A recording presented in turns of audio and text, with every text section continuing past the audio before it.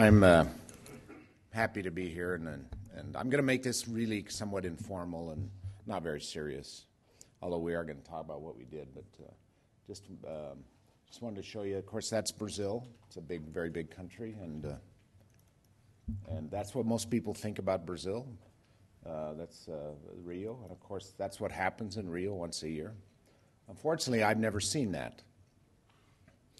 I've been to Rio a couple of times, a few times, but I've never seen that. So I want to be a little autobiographical. So, just a long time ago, and my father actually owned a 1947 Oldsmobile. That's when I was born.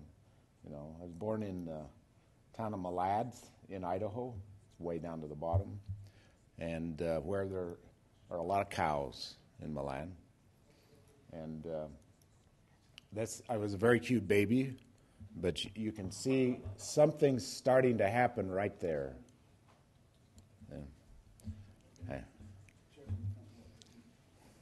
Anyway, the ears started to grow, and that was a problem. As you can see, it got worse and worse. That's what I don't know. When I was 7 or I don't know how old I was, but at this time I knew what I wanted to be when I grew up. I was really lucky. I knew I wanted to work. I wanted to be a historian. I loved to read stories and that type of thing. So, and at the age of 18, then I got that letter. I cut it in half. Wait a minute. Let me get this right. Cut it in half, but you can see that signature right there. He actually signed them. I'm sure yours is. They're actually, and now they're done with a machine. But that was my mission called papers to the Brazilian mission. There were 2 at that time, soon to be 3. So I went to Brazil, hoping to go there. The Brazilian mission, what was the other mission? Brazilian South. Hoping to go there where I could see that, but I didn't go there. I went to there, where I saw a lot of buildings, as you can see. It's an amazing, amazing city, over 20 million people, all of them in apartment houses almost. So. But before I went out there, I went out to a small place in the interior of São Paulo called Araçatuba, and I was lucky because in Araçatuba they have a lot of those. So, like home. Yeah, there was a smart mission president. Probably had no idea what he was doing, but it was a smart mission president. And I got to eat a lot of those, which is cashew fruit. And if you haven't had any, you can buy it. You can buy it at the El Salvador. You can drink, and you can buy it at the any place you can buy it. So you can't buy the fruit, but you can buy the concentrate. Anyway, and that was our ward in Araçatuba. The only ones that are still alive, that are still there, is that woman right there and her kids. Everybody else has moved out of there, I think. Yeah, they've all moved out. Is that the ward house in the back? No, this was just a picnic that we had. We could go on picnics then, couldn't we, Ted? Yeah. I keep getting this thing. And that was the man I circled. That was the man, and I'm going to come back to him. But this is a famous photograph from Araçatuba as he was driving his children, taking his children to church. And this young lady right here was interviewed by Edson here this summer. So I don't know if you remember that. So, yeah. Anyway, I got to see this child born, or was in the hospital when he was born, and he now looks like that. So he's not as cute as he used to be. So then I went back to the city of São Paulo and spent all my time in the rest of my mission, most of it in São Paulo, where I got to meet all of these wonderful people. These are ones that are involved in the organization. The first stake president right there, and first counselor's son, and Messias de Oliveira, Saul Messias, and that was my mission president. So then I came back from my mission. This was a long time ago, before your parents were born, I think. Oops, that's my grandson. Sorry, threw that in. And I had to look for I knew I wanted to come back to Brazil, and how do you do it? You're all thinking that.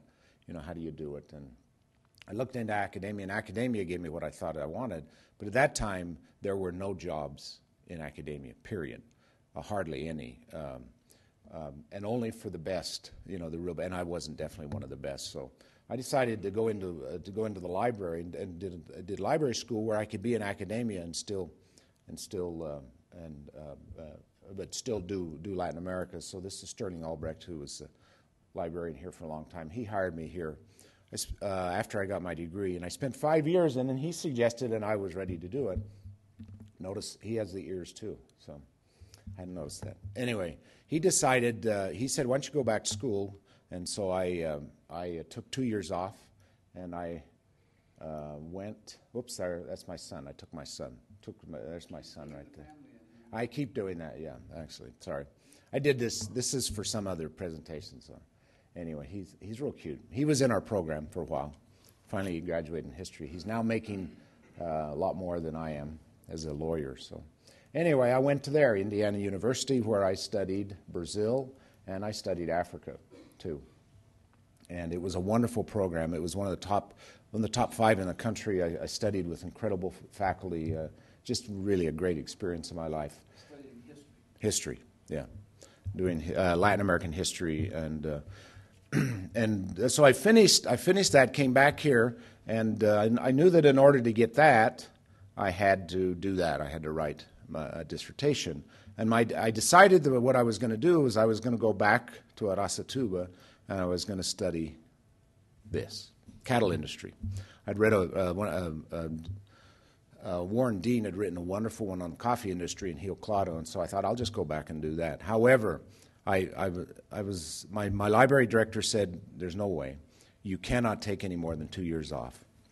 So I remembered them, and I decided then to do that. I could do that in there. I could do my original research in the church archives here in Salt Lake City. So that's the reason that I got into. Okay, that's the reason I got into doing the church history, basically almost by accident. I really wanted to go back and do something more economic history. So, So I did most of my research here. It took me 4 years to do it and finish my dissertation. And I had an experience interviewing these 3 people. These are the first three of the first 6 members in the city of Campinas in Brazil, baptized in 1941. This Flavia was 16, and Alfredo was probably 16 or 17, and Hemel was...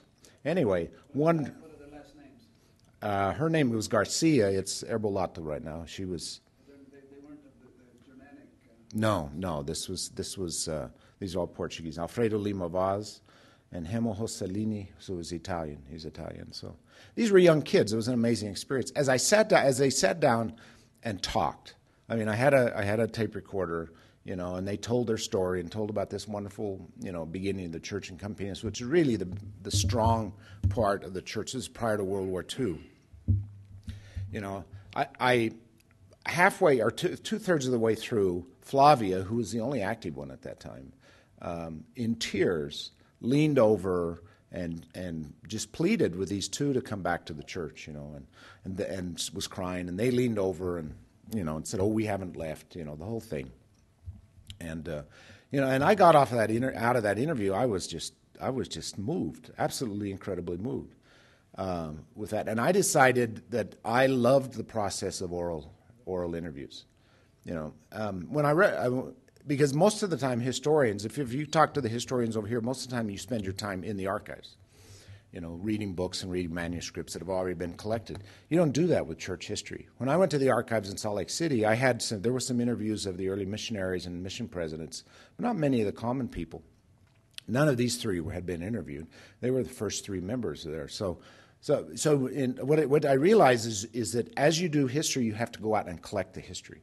And you collect it through oral interviews as part of it, and then they have their own documentation. So I decided at that point that because of this experience, that I liked that process. So I went out and bought a very nice tape recorder.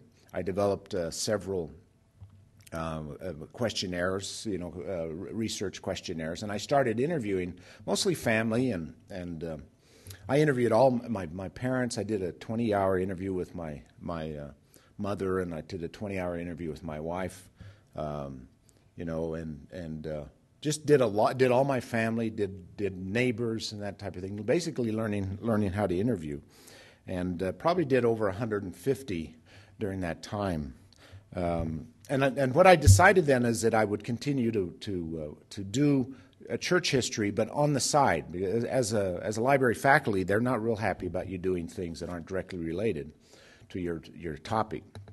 It's a little bit different than in the academic discipline. So I had to do a library science. So I did this on the side. I would when I would travel to Brazil on library business or something like that, I would take the weekends and interview and spend a month in Portugal, where I on the weekends and nights interviewed several of the early members in Portugal and was able to do some things. But it was basically on the side. I did it in the early mornings. I wrote my dissertation, for example, from 5 to 7:30 in the morning, because I couldn't do it at work. So, it became one of that. And it helps, by the way, when you can't sleep. That helps. As you get older, you'll figure that out. You can't sleep. So I still do that. I get up and write in the mornings. And there was two things. First of all, you had to go out and collect your own material. The second thing is that these interviews are just a wonderful experience. But at the same time, they're not really, really important to the whole historical writing process. They add stories. You can't depend on anything they say in terms of dates, for the most part. But I loved the experience, and I loved the fact that when I interviewed these people, I was validating their experience. That is an incredible feeling, to be able to say, I know you've been forgotten because you're an old member. The church has gone on. You're not being used, but you're important enough. Somebody from the United States is interviewing you. So I just love that process. Anyway, but I kind of did it. Yeah. Okay, thank you. I did it kind of on my own until about 7 years ago, when the Smith Institute asked me to do a book on Ted Lyon. Now, actually, a book on Ted Lyon's time when he was in Latin America, a book on South America during the '60s when General Authority was down there supervising. It's an incredibly important time in the history of the church for Latin America. And so they asked me to do it, and I was able to get a year's leave, 8 months leave, basically, and did the research. And I decided I was going to write the book in Argentina. And so I met this man and his lovely wife. Nestor Cabello is a seminary and institute. He just retired this week. He'll be here tomorrow. He's arriving in the United States tomorrow. This man went out and did interviews just on his own, just like like I was doing. And I'm not sure if I've got. Yeah, you can see in the background then, and he collected documents, and those are these are just some of the documents that he collected right there, volumes and everything. And he did oral interviews, and those are the oral interviews that he done. He's now tripled probably that collection that he's got right now, and he's written 3-4 volumes on the history of the church. It's very amateurish and nice, pleasant stories. But he's done such a wonderful job in collecting. And so I rented a room from him, and I wrote all day long. There were no windows to that room, and it was bright orange. He'd painted a bright orange. And they made the joke that they would push the food under the door, because when you write, you push. You do it 8, 9, 10 hours a day, and that's what I was doing. But he suggested near the end of it, he says, he's working on his book on Uruguay, and he said, why don't you come with me? And so I went with him 4 times to Uruguay on the weekends. And I learned, how to do kind of this mass interviewing that he would do. We would leave, either go across on the boat, or we'd drive around to the west of Uruguay. He'd hit a town. He'd had it organized. He had people ready to interview. He would split us up, or I would do some of the interviewing, and he would do some of the interviewing, or we'd come together. And he was doing videotaping, and we'd go on, and it was an incredible experience. We'd do Friday, Saturday, Sunday, and come home on Monday, and we'd work all day. And one of the things I realized is the guy never ate. We would never stop to eat. And so I found out how good a chavito, a sandwich called a chavito, and pomelo is at 9:30 at night on one of these little stands, at the park. Because that's what we ate. Then we'd hop in the car and drive to the next town. It was just an amazing experience. So I kind of learned that and had a great time. He taught me a lot, and I frankly taught him too, because he's not a trained historian, and we talked about how to interview. So, and we got to interview this man right here, who is Antonio Gianfelice, who was the oldest member of the church in Argentina. and still alive. And he described, and I want to just play a little bit of it. He described how his father met Elder Ballard and Elder Pratt as a child. So let me just play this. Did you know Mi his papá father? nos llevó a visitar un compañero de trabajo. Ese compañero de trabajo vivía justo frente a la casa de una familia alemana. Y ahí escucharon cantar. Y le encantó el canto, como buen italiano. Entonces el compañero, no, parece evangelistas, no sé, son extranjeros. Y terminaba la reunión, parece, porque salíamos afuera y eran todas personas altas, las veíamos altas, más yo como chico las veíamos altas todavía. Y bueno, y al día siguiente el dueño de la casa, de esta familia alemana, pasó repartiendo folletos. Y mi mamá no sabía leer. Se lo mostró a la vecina, hay muchos evangelistas en el centro. Bueno, que le preguntara a mi papá. Entonces le preguntó y le dijo, pues leyó Evangelio Restaurado. Dice, esto es bueno. Quiere decir que ya una vez estuvo. Entonces se fijó al pie la dirección y era esa dirección. Entonces mi mamá le dijo, bueno, anda vos, si vos ves que hay mujeres que van, yo quiero ir ahí. Y ya ahí empezó el comienzo de la... ¿Cómo se llama esa familia? Friedrich, sí. Las reuniones estaban... Y ya en la casa de ellos. Y también se celebraba en Rivadavia. Era el local donde habían alquilado los misioneros en ese tiempo. Anyway, he goes on and talks about how he'd sit on the lap of Elder Ballard. This was 1925. It's just you have to understand that when you're doing that, it's an amazing experience because you're feeling the Spirit. You're feeling that they're telling their story and they're opening up, and it's just wonderful. And I have a tremendous amount of respect for this man as being the oldest member of the church in Latin America, still alive, not doing well, but he's still alive. So. Okay. Well, so I finished that book and decided then to focus on Brazil, and we were going to do. And so what we did is that we got together, three of us. This is the area historian, Jose Viveiros in São Paulo. We got together with him and Mike Landon, who is the archivist in Salt Lake City, church archivist and former missionary, and myself. When we got together, we made a plan to basically. Collect oral histories and collect documentation for the church in Brazil in about 4 parts is what we were planning to do.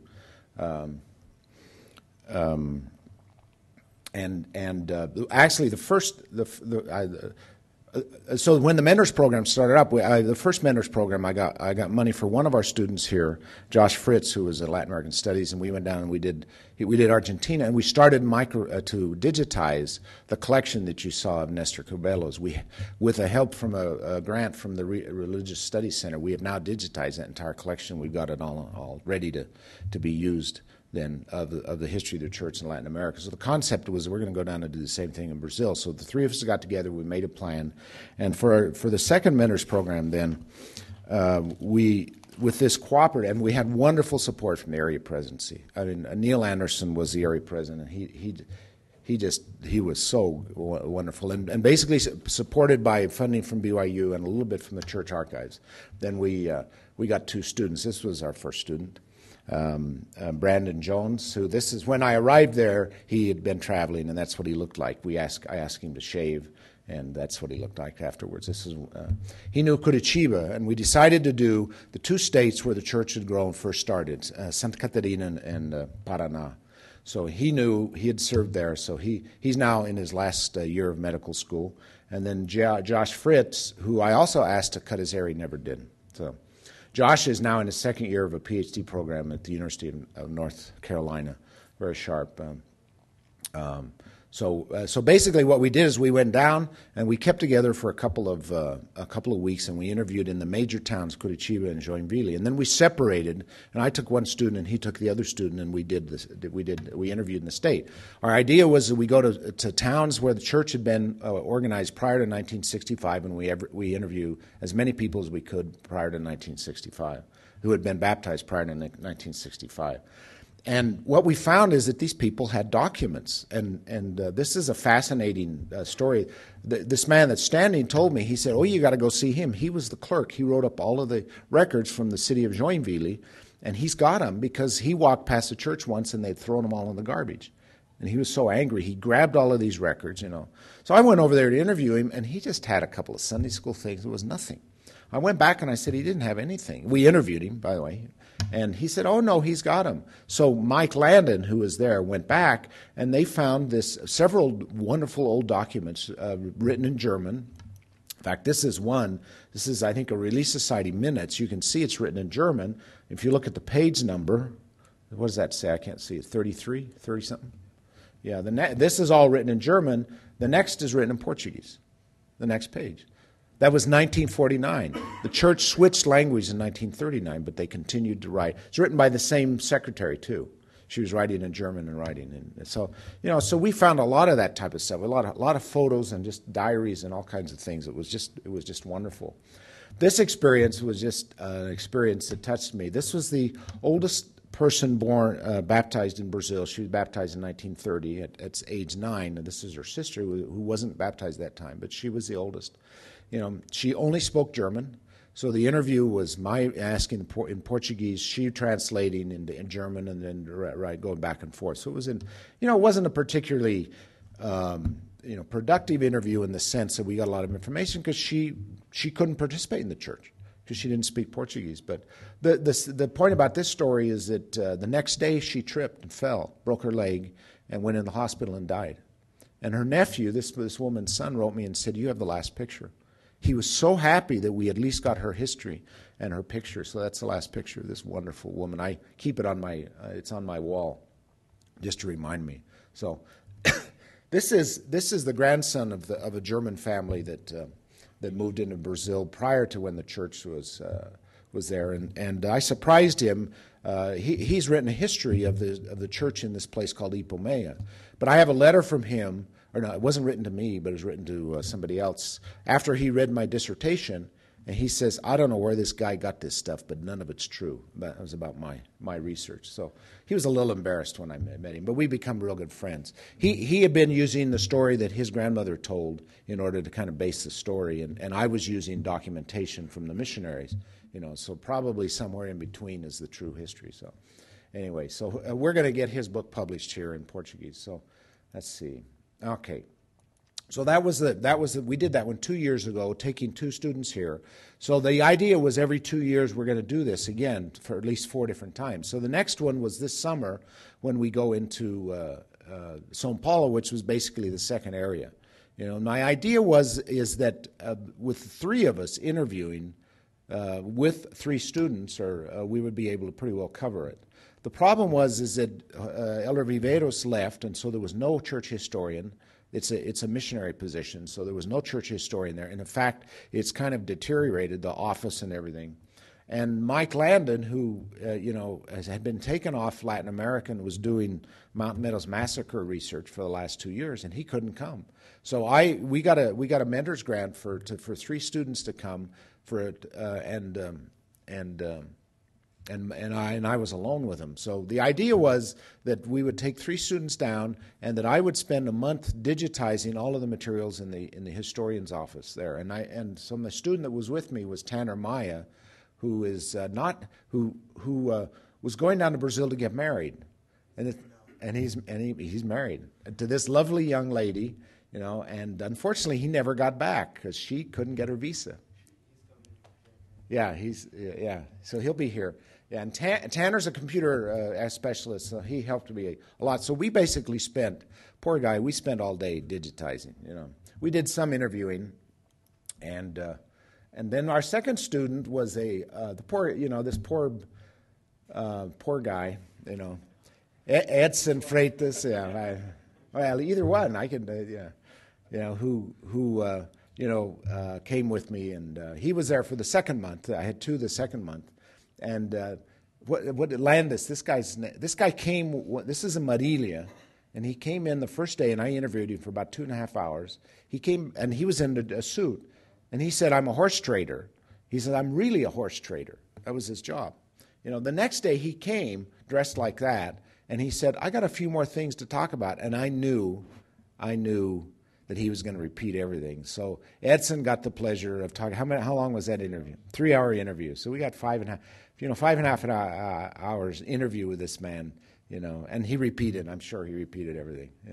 It's a really interesting story. So he came down, and then Robert Plowman, who's in the program too, came down, and he just got married and wanted to bring his wife. And I said, okay, and it worked out all right because she did digitizing while we interviewed. So we rented 2 cars, and my wife was with me, and then Robert's Jessica was with us, and we would go from city to city, and we would the stake president knew we were coming, and sometimes it was good, and sometimes it wasn't so good, Partly my fault. I'll take the blame for that. But we went into some places. Edson actually, I asked him to stay and do his hometown, Sorocaba, and you did several interviews there. It was wonderful, wonderful interviews. And the rest of us, we would hit a town, and we would set up appointments. And sometimes we had appointments at 8 in the morning up until 11 at night. Sometimes we didn't have them. One city we was kind of didn't get a lot of appointments. So this was in Edson's favorite town in Brazil, Rio Claro, where he got in an accident. They hit a guy. No, a guy hit him. Yeah, the guy hit him. So we thought we were going to have to bail him out of jail, but we didn't. Anyway, it's an amazing story. This man is working on a farm. He begins to have dreams. And the dreams, he sees Joseph Smith's vision, and he sees all kinds of things. He comes out, and he finds a missionary, and he says, "I want to be baptized." The missionary says, "I can't baptize you. You don't have the lessons." He says, "Yeah, I do. I've got them all." And finally convinced the missionary to baptize him. He goes back away. He asked me, "Would you find that missionary and tell him that I was baptized?" Because he thinks he baptized an inactive person that just came in. So he's been a stake president and is a patriarch right now. It's a wonderful, wonderful story with his lovely wife, and a son who's now a musician. And anyway, so the 3 of us did that. I just want to say one experience that we had prior to when we were in Santos is I called the stake president and I said, "Could you have, the older members?" Yeah? That's my grandma. Which? The lady with the white hair. Yeah, right there. That's my grandma. Good. That's fine. She's wonderful. Yeah. Well, we instead of that's fine. That's fine. Do you want a drink of water? I don't know. It was. Are you from Santos? My parents are. Yeah. They brought all of these members, these older members, and there was a few others of them, and we conducted at the same time, which made it a real hard thing to do to conduct an interview with that many. But basically, it became down. You want to know who talked the most? Your grandma talked the most. She's got a wonderful story. These 2 women right here did most of the speaking on that. So, yeah. So we interviewed all of those, but the stake president, who I wasn't real pleased with, but he was there, and he brought all of these men. We're getting ready to leave, and I think I need to interview him. But he was baptized in 1975, and but whatever told me, the Spirit told me you need to interview this man. So I asked him. I said, "Would you mind being interviewed?" And we sat down, and interviewed the stake president. And it's an absolute. I mean, I knew at that moment the reason that I'd gone to Santos was to interview this man. And you can see, you already pointed out, he's a good friend of Pele. But he didn't start out that way. He started out incredibly poor. Joined the church in 1975 as a teenager. Wasn't given the priesthood because he's of African descent. He would go with a bishop, open up the church, get the church ready, and then with the bishop afterward clean up. And finally the bishop just said, at 15, just gave him a key to the church. Just an amazing, wonderful, just an incredible story, which, and he wanted to be interviewed. I mean, he absolutely wanted to be interviewed, and I'm so happy that we did it. Okay. Well, what we did is we digitized, and so I took this. One of the things we digitized was the manuscript history, which was written by the mission president or secretaries of the stakes or whatever that. And you can see this. I think it's 1939. You can see that they make the move from here. But we found it necessary to change the meeting to Portuguese, as a good many of our friends were coming to the meetings were not able to understand English. English, yeah.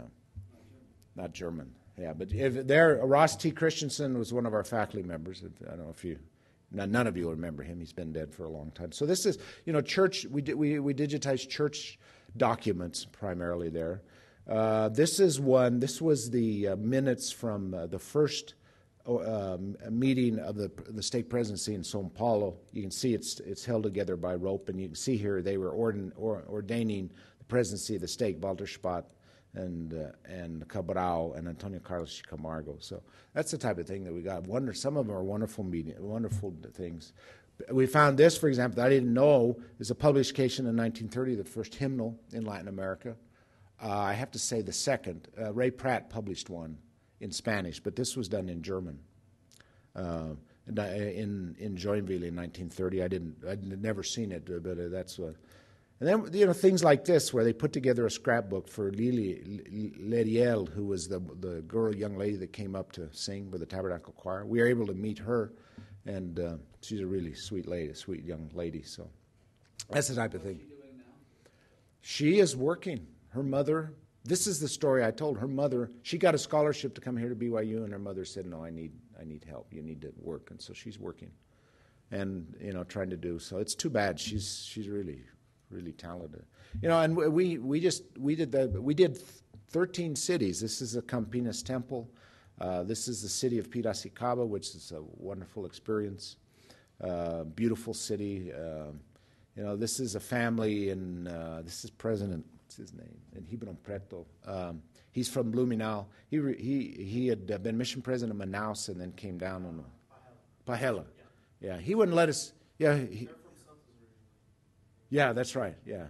He wouldn't let us interview him, but his mother. I walked in, and his mother was there, and his mother I had tried to interview 2 years earlier in Florianopolis, and I said, "What are you doing here?" And she says, "Well, I'm visiting my son." And I said, "Can I interview you? I couldn't get you, earlier." And she said, "I'm leaving in so many hours." I grabbed her. We went right in during Sunday school and interviewed her and had a wonderful interview. So, yeah, just really a sweet family. Anyway, one of the things that Edson realized is we don't eat on some of those trips. In fact, I was looking at the financial. You didn't eat a lot of lunches, did you? Most of them were dinners. Anyway, we found this, and it's not a very good picture. This is in Bauru. These are these nightstands of wonderful they were just wonderful. The best food in the world. I'm sure it took a couple of weeks off our lives, with whatever. But it was really good. So this is, we did go back to Araçatuba, where I have very strong feelings, and because I worked there. This was the Saito family with Sister Saito, whose husband was the first district president and then passed away, and her son, who's now the bishop, and that's their son, and that's Robert. Anyway, they were very, very kind to us. It was a wonderful experience in Araçatuba, which is just a little town out in the middle. But I got a lot of information about that town. This is just kind of the statistics of what we did. These are the cities that we went to, the number of interviews, the number of documents the pages that we digitized, the number of photographs that we took. Amongst all of these documents, there are many, many photographs, and then the publications. So we did about 23,000, and 136, and then Robert went up to Manaus and did another. So basically, it's about 145 interviews that we did in all of these places. So I think we worked hard, don't you? Yeah. Yeah, we were. It was you work when the interviews are there, and so it's Friday, Saturday, and Sundays are pretty heavily interview days because people are working, and then sometimes there are breaks, but sometimes it's at 8 o'clock in the morning because that's when they want you there. So, okay, I want to go back to this man. When this is about the time that I knew him on my mission, he was an extremely poor man, that's what he had. I know his children would. The story was is that they only had like 2 pairs of shoes, so they could only bring 2 of the girls to church, you know. So he, and I think, anyway, we you know, just a very faithful man, but a very poor man. But he had been told, he had read an article in 1965, a little bit before I got there, that said he ought to keep a diary. So he started keeping a diary, and I remember talking to him, and he would ask me questions about what he should write in that time. This is 1966. You know, the man, this is just before he died, and that's the daughter, that's the one at the front. It's right there. That's her. And you interviewed her, didn't you interview her? Yeah, she's a real sweet. Anyway, this is just before he passed away.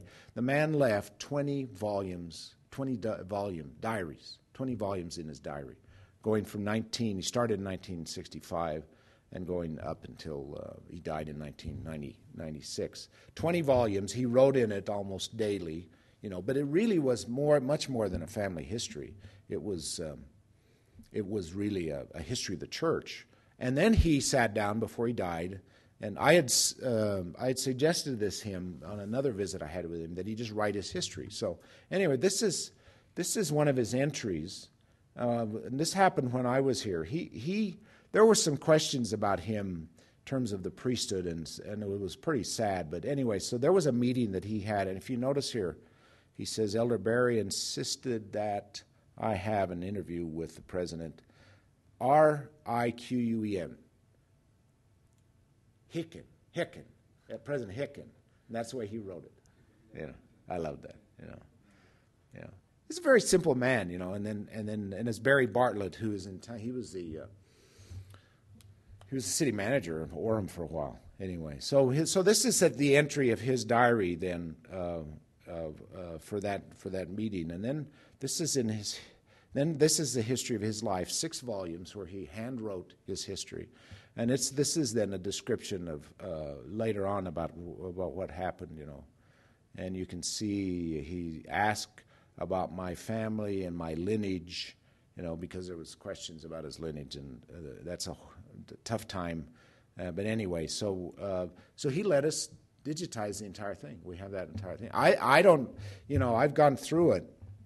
It's really I think it's one of the major finds in terms, I mean, it's only a small history of a small branch, but it's an amazing history of a family that he's recorded and a branch. And I remember his wife, who is still alive, and we had a wonderful interview with her, but she's starting to lose it, and we went to speak at their ward, and I went over to sat with her, and she grabs my hand, and she, you know, because we've been friends for all of these years, and she said, I don't want you to go.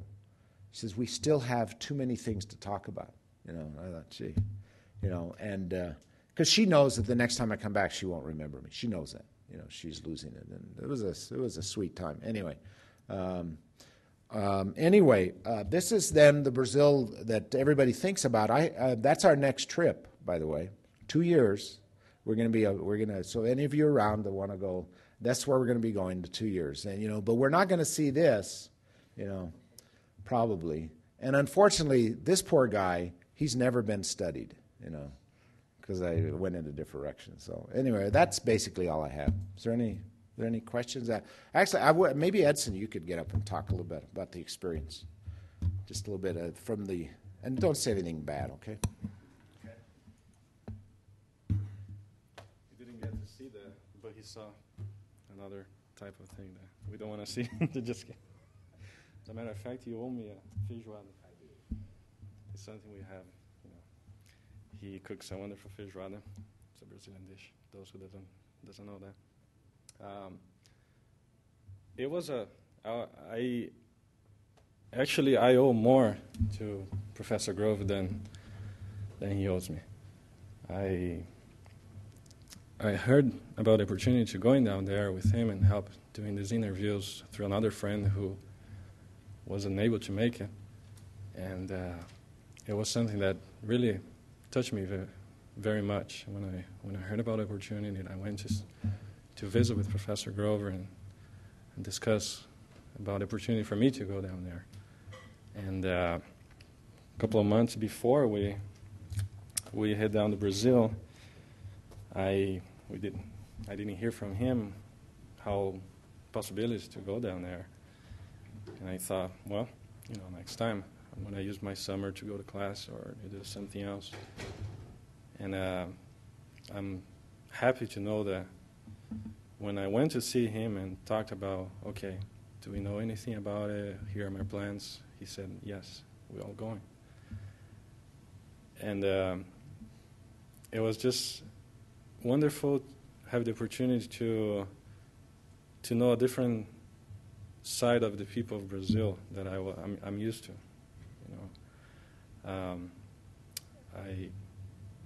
was born in the church, and my family, my parents, my siblings are members of the church. And growing my hometown was Sorocaba, throughout my life I got opportunities to mingle with the people that were my parents' friends and people that I grew up with as my leaders in the church. And when he told me to be there for a week and interview these people, I got to see who they were in their lives. Know that they are just wonderful pioneers, people who had wonderful stories of how they met missionaries, how they joined the church, and to hear from them their faith to carry the Lord's work in that town.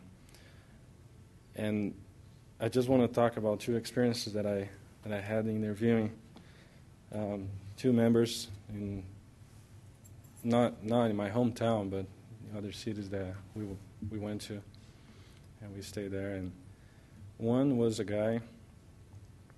As a matter of fact, the interview would last for 4 hours. He had something going on, so I interviewed him for 2 hours straight, and then that was in the morning.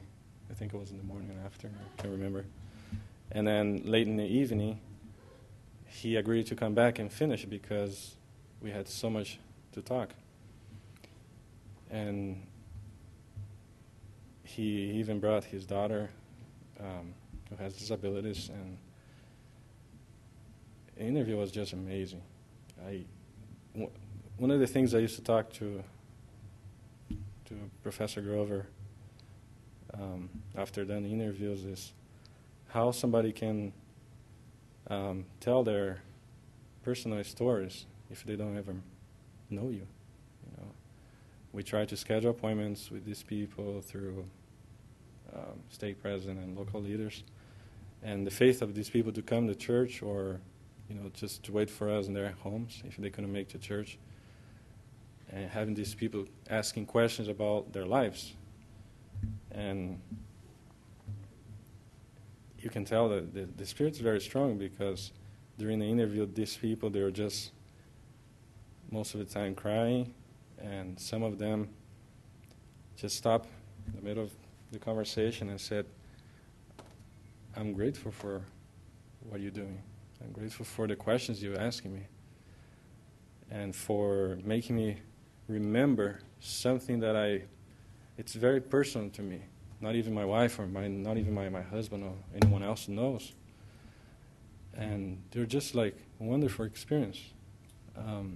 Some people, as Professor Grover mentioned, we don't even know if we're going to have another opportunity in this life to talk to someone. Another experience was a man who immigrated to Brazil in 1950s, I think, from Italy. And his personal story about how he survived during World War II in Italy, and how he met a church. And it was interesting too. I think I'd never heard so much Italian in my life. Even though he's been in Brazil since 1950s, 70% of the interview was Italian and a mix of Portuguese there. But it was a very, very humble man doesn't have much education, and his wife, unfortunately, never got to be baptized in the church, but it's been somehow very supportive to him. And his excitement of bringing all these books and documents and like a certificate of being ordained to something in the church, and the tears rolling down his face, and it's just something unique. It was something totally different that I experienced in my life, and I think this is it's been wonderful effort and a great job that Professor Grove has been doing. Something that it's there. It's going to be recorded. As I said, if somebody, the people that we interview, perhaps that's the only opportunity in their lives to share that, their faith, their testimony, their example. And just at the end of this opportunity, something that he said, at the end of this internship, you're not going to be the same person. And that's true. My testimony of the church and my understanding, my view of the sacrifice of the early members in Brazil, it's something that I cannot take for granted. So, yeah. Anyway, all of those materials will be here in the library and made available. Church archives as well? Yes, yeah. The agreement is that they'll be placed in the church archives in BYU and they'll be left in the country. So everything that we do is left in Argentina or Brazil. So they would be in three sources, three places? Three places. Yeah, that's the agreement. And here they will be available. Most of them will be available where they may not be as available in Salt Lake City. So.